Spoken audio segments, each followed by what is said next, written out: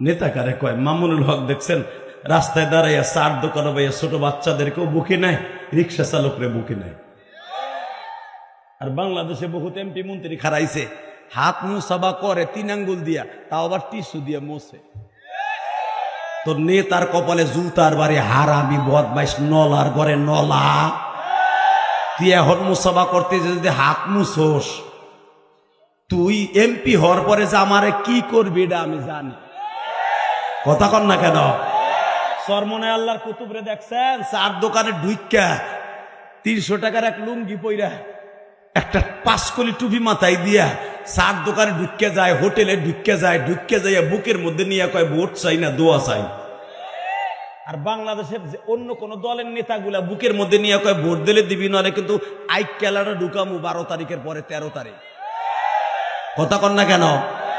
নেতায় মুসাফা করে আর কর্মীরা পিছনের থেকে কয় ভোট জানু অমুক দলে যায়, তা না হলে কিন্তু এমন ভাবে ঢুকামু চার দোকান শুদ্ধ বন্ধ করে দেব। কথা কন না কেন?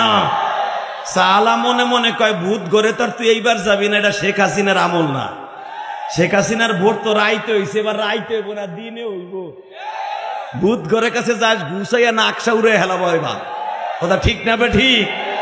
17 বছর ভোট দিতে পারি নাই, রাত্রে ভোট হইছে, সকালবেলা হুমসি এমপি হয়ে গেছে।